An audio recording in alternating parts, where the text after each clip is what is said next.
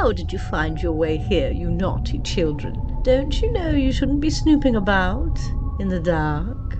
Well, since you're here, I suppose the crone will host you. Come closer. Closer. Curl up by the fire, and you'll hear a horror story from the Paperback Podcast.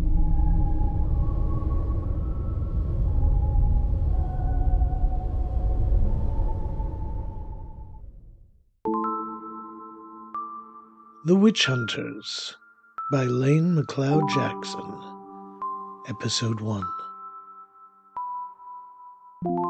Mother always said, "It does not pay to be ugly and stupid," was her favorite expression, at least regarding me, and one thing you could say for our beloved mater is that she did not let familial affection cloud her judgment. To be honest, she was right.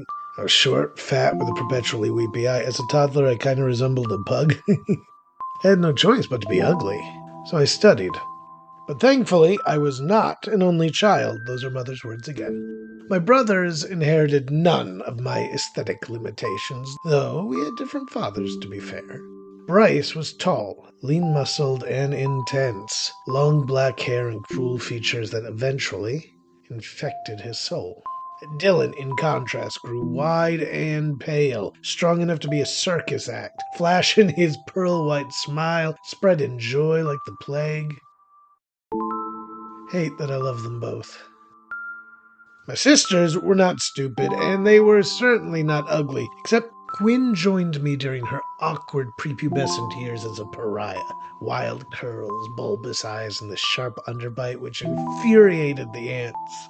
Mother kept the faith, though, and was eventually proven correct. We were all gifted kids. And there comes a trap with that, hidden in potential.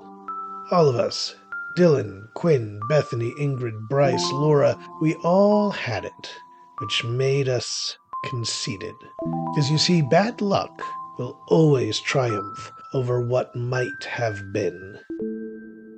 And any remains left are what we call tragedy.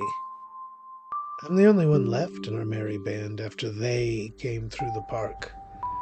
Hardly the only victims, though we were the targets. Our learning wasn't anything compared to gunfire and cold iron. Mother was self-taught.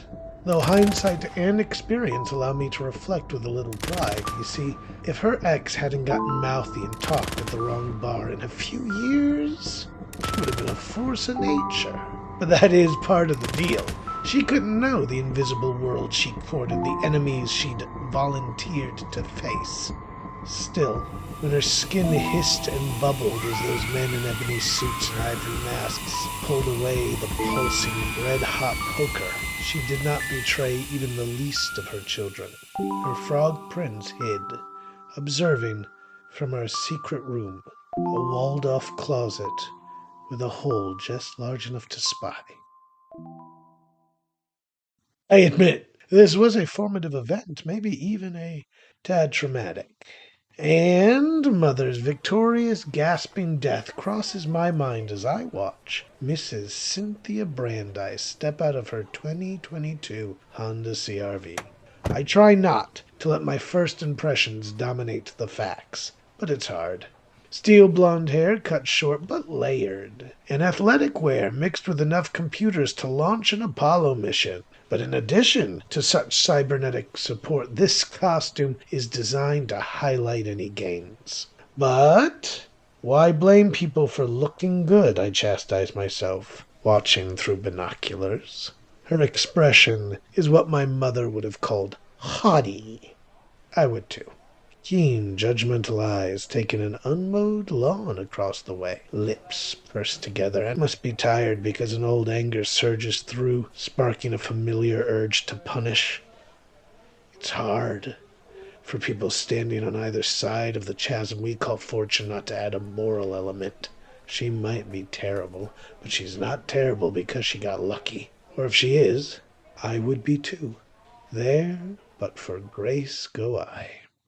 And she's off, bobbing her head to music that feels, so rebellious. I squeeze my watch and set the timer. 8 a.m. The daughter is already at school, her husband is driving to the office, and Cynthia steals this 20 minutes every morning. Not a long window. So I slide the van door open on the cable truck I've borrowed, clipboard in hand, and hat down, obscuring my face. Cynthia's mini manor doesn't have any working cameras, but the neighbors might. This shouldn't be hard. She's the fourth person on my list, probably will be as sweetly typical as anyone else. Okay, I often lie to myself, but thankfully I never believe me. The moment I open the unlocked door, I know this is the house. Been at this too long not to recognize the instinctive fear. My bladder wants to betray me, my throat dries, and every limb tells me to freeze. Instead, I step further inside. The smell immediately catches my attention. Incense! And despite the weather outside, I've begun to sweat. Too hot. Far too hot. So I reach into the brown uniform pockets and remove my silvered bracelet. The smooth metal in my hand cools, and the temperature in the foyer lowers a tad. The entity awaits my next play. Unseen, but certainly present. We're feeling each other out. Does Cynthia know what she's courted? Is this a guard? Somehow I doubt it. Somehow I think this poor mother, and she is that, whatever else she might be, just didn't think this through. I don't have the material to banish this entity with what I've brought, and it doesn't have the power to stop my search. It knows, I know, so we're at détente, the closest thing to peace two predators may ever achieve.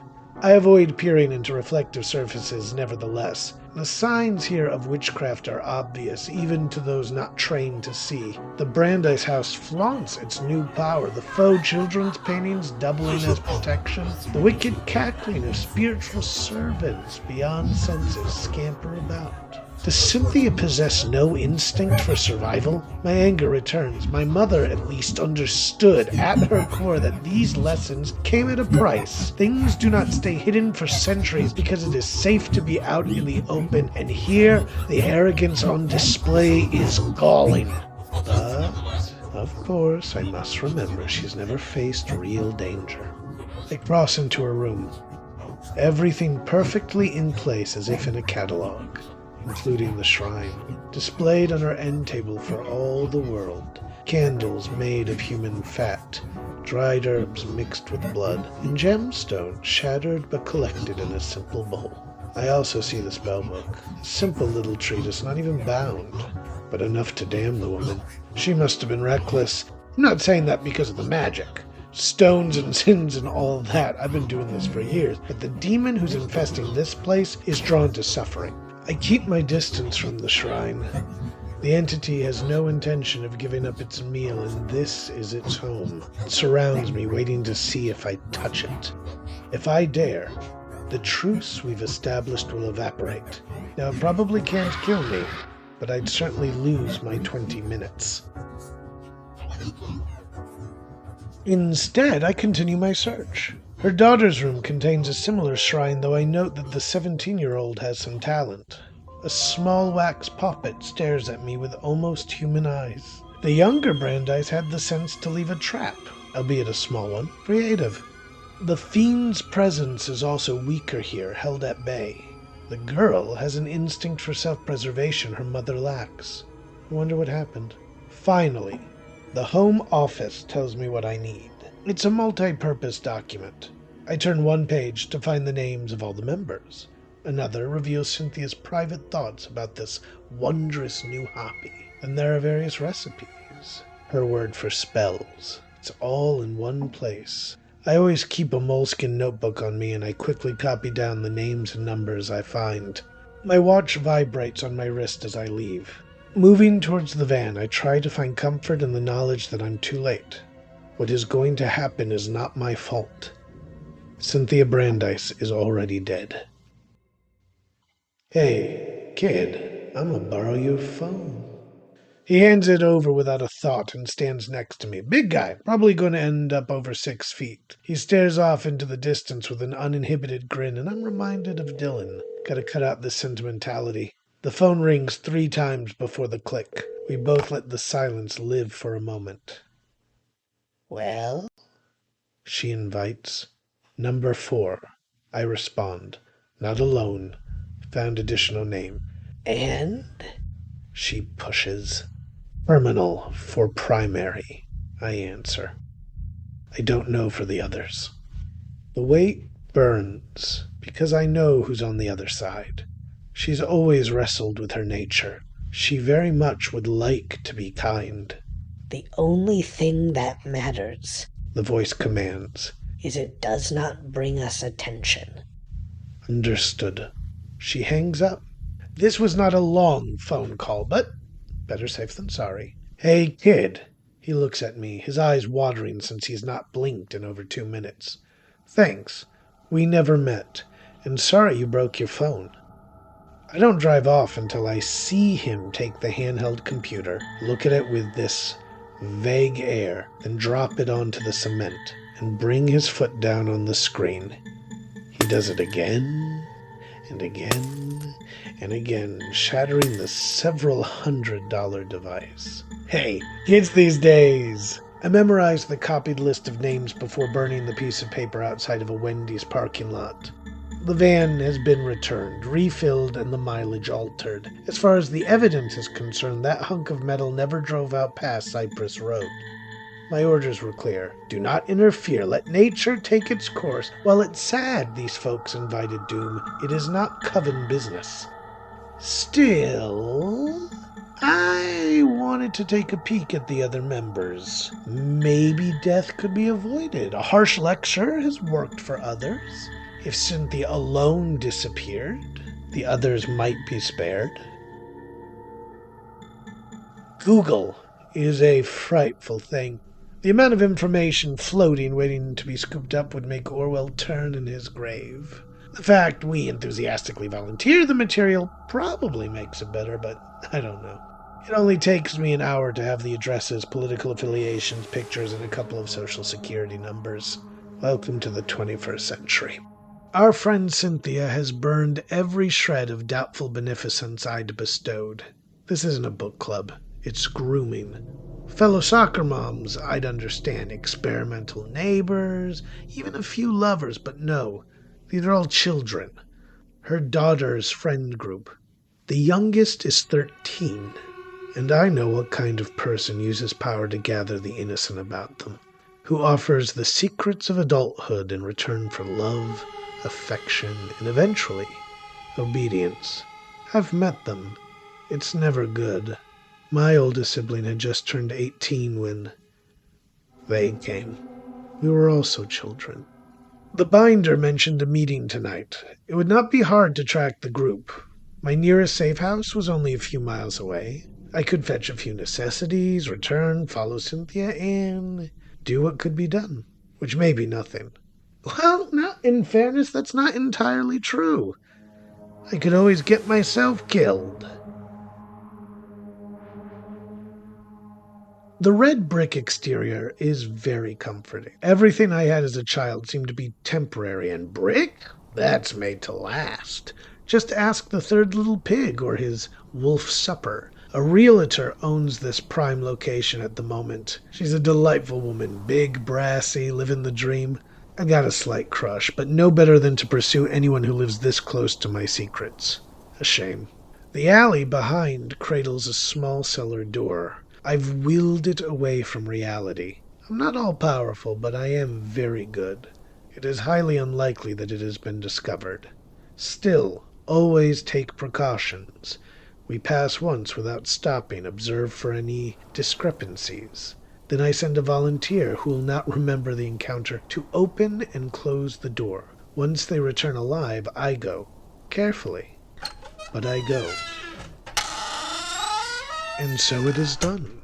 Locking the cellar behind me and ducking into the crawl space, I feel in the darkness for my things. My hands wrap around the ivory handle of my dagger first, the curved blade designed to plunge into an exposed neck. Useful for sacrifices. Not that anyone does that kind of thing anymore. Here, at least. Next is the rod. A smoothly polished piece of yew topped with a carved serpent's maw. I love this thing. Once found, I continue, and a click sounds as I open the jewelry box. In my mind's eye, They glisten. I gently steal the ruby 3 spaces up and 2 on the left. It slips onto my finger without struggle. The cloaks all hang to my left, and I grip the last one. Blood crimson. The mask hangs alongside the fabric, a vicious, toothy monstrosity carved from oak. And finally, for good measure, I take the 9mm and the holster from their drawer.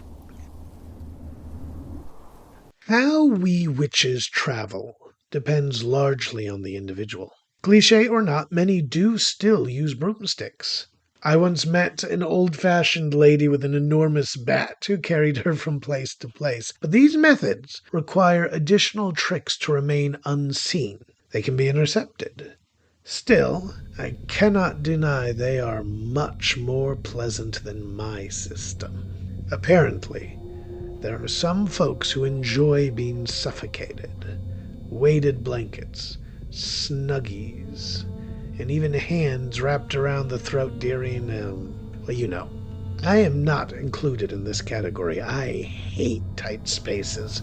So as the air leaves my body and I fall gasping behind the mask, shaking as my lungs beg for mercy, this offers no thrill. And even the most ardent admirer of auto-asphyxiation would not enjoy this crushing pressure, the splintering of bones, the burning of flesh as I am grounded into nothingness. Color is torn from my sight, and I'm left but a shadow. But such half-things travel very quickly through their subworld, leaping through pools of darkness in any city. Anywhere light cannot be found, I can, hurling as a half-person from building to car to rat to... Here, I take the moment to swim about and make sure the place is abandoned. Satisfied, I return to a world of light, sound, sensation, delight, and life. The sweet return of breath does not make the journey worthwhile, but it is a pleasant change. The most dangerous point is now, between this dark corner and the inside of that house. After all, I am dressed in blood red, wielding a dagger, wand, and gun. Even I wouldn't object to someone shooting me on sight. I can see the group through the window. The blinds aren't even down. A circle of moronic teenagers hold candles above their heads, allowing the wax to drip. And while I cannot hear the chanting, their moving, blistered lips tell me the story. This is all wrong. Even the most powerful spells in Cynthia's books were not nearly this complex. Then she enters, holding some new, massive tome. I can see her struggling with the weight. Where did she get it? A question which will need to be answered. But I know this ritual, and I'm almost out of time. The first girl screams as the wax on her head ignites. She panics, but only has time to realize she cannot actually move before the inferno melts the skin from her bones. Her skeleton continues to stand, though, chanting. No time to waste. 3 of the 9 are dead as I burst through the kitchen door. Another 4 are gone as I enter the living room. Mine! Cynthia screams, eyes bleeding over her smile. All mine! I pull the trigger as another child goes up in flames. Her daughter. Without thinking, I toss my cloak over the girl, trying to put out the fire. It works, but she's whimpering. The spell now broken. Only one stands unburned, and she screams. I aim the weapon, and the noise stops. If you want to survive, you need to listen to everything I say. Otherwise, I'll vanish and guarantee you will not last the night. Their shocked nod will have to do. Okay, stay here and hold this cloak over your friend. It'll soothe the burns, at least a little. I'm going to the garage. I'll be right back. They pick up the enormous leather book from Cynthia's dead hands, her fingers still clutching tight, but I break them without thought. The whispers begin as soon as it touches skin. Wicked, evil urges. I should have some sympathy for the dead woman. With this, she never stood a chance. But honestly, I never liked her.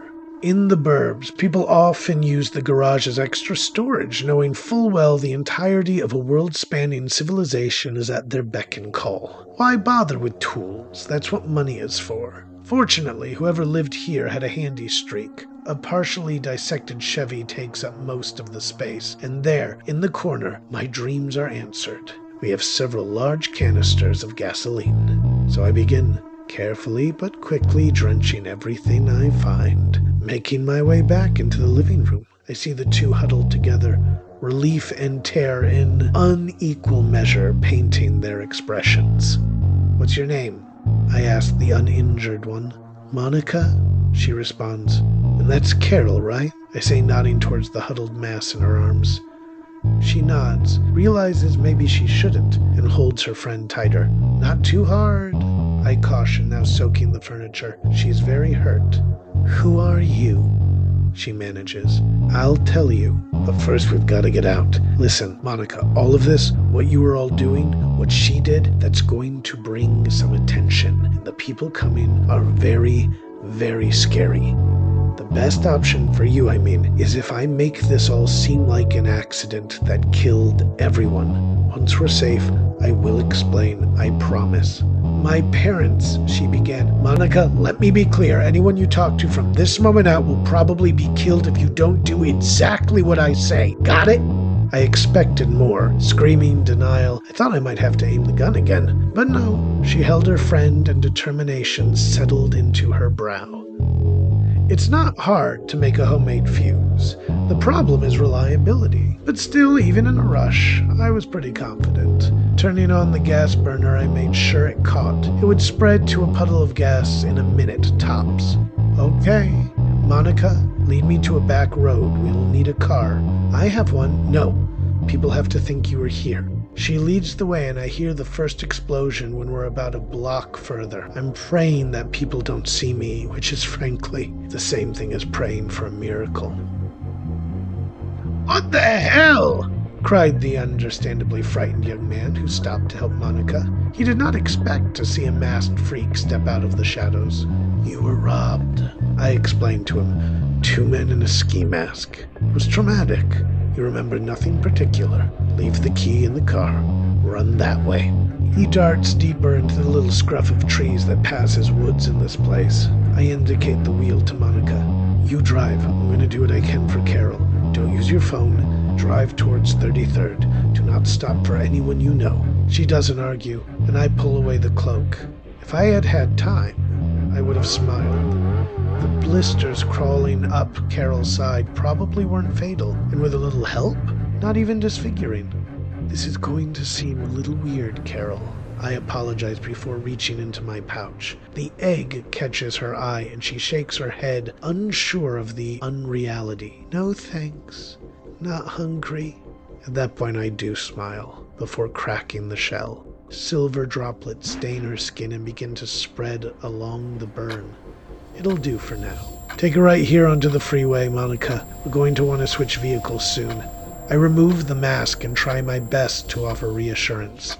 Monica instinctively flinches. "It's all right. I don't take it personally. She's had a hard day." "Welcome. I've got a couch and an air mattress. You get to pick.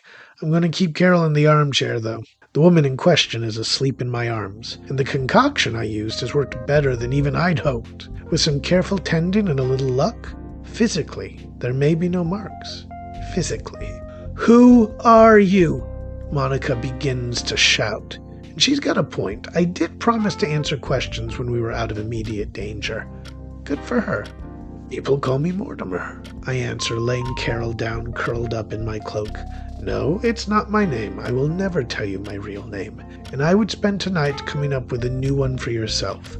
Two, actually." She begins, but I wave my hand. "I'm going to talk first. No offense, but you don't know enough to ask important questions. Once I'm done, I'll let you quiz me." As I speak, I pull out a small tray of cookies. It's all I've got. They're pre-made, and while she's probably in too much shock to eat, she might nibble at a snack placed down. I pop one in my own mouth to set a good example.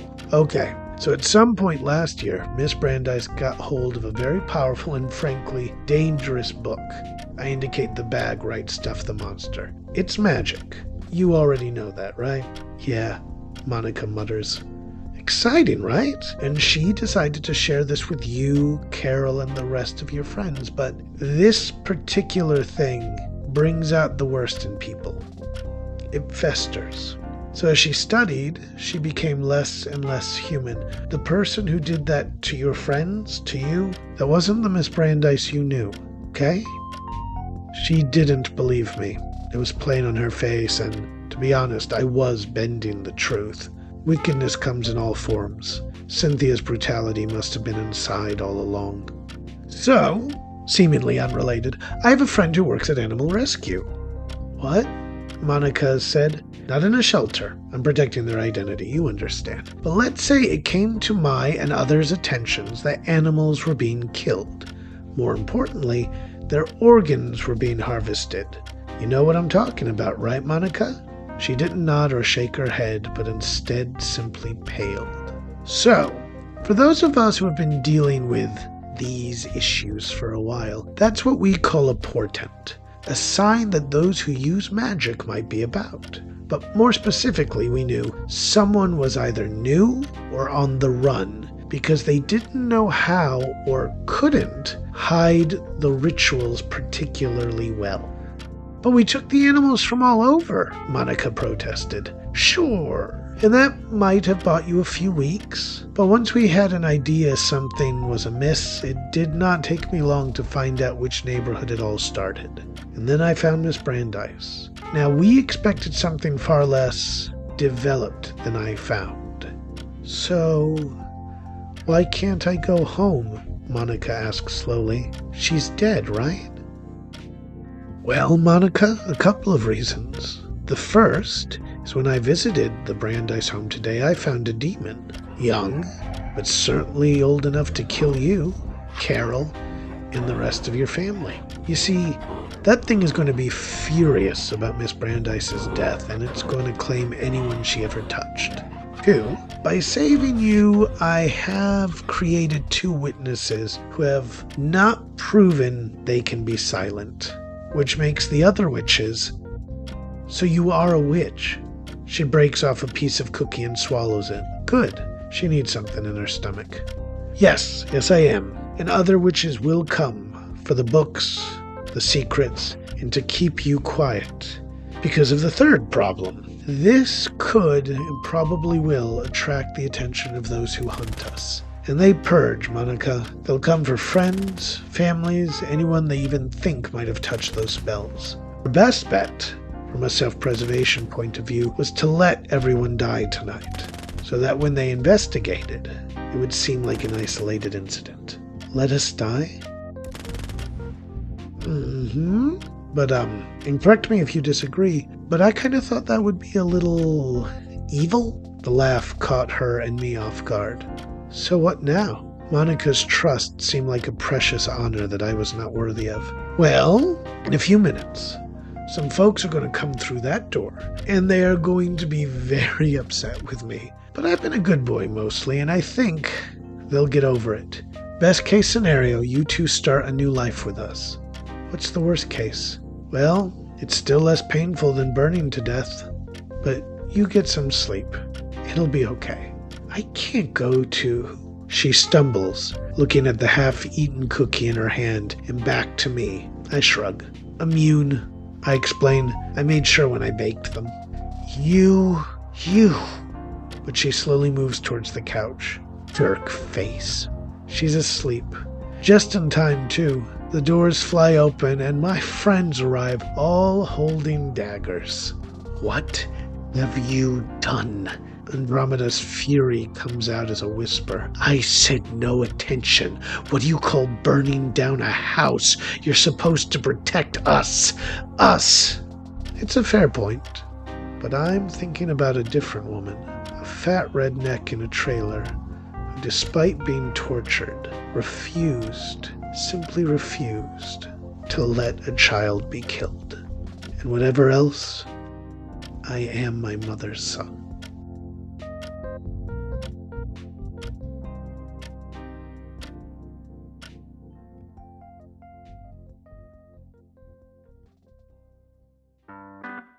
Hiya, I'm LJ Longo. And I'm Lane McLeod Jackson. Honey. And I'm Lane McLeod Jackson. Tales from the chaotic musings of your hosts, two love-struck creatives, Paperback Podcast unveils bi-monthly stories from an eclectic array of genres. Here, we come out of our shells on the odd weeks of each month, hopefully to your delight and probably God's scorn. Welcome and enjoy.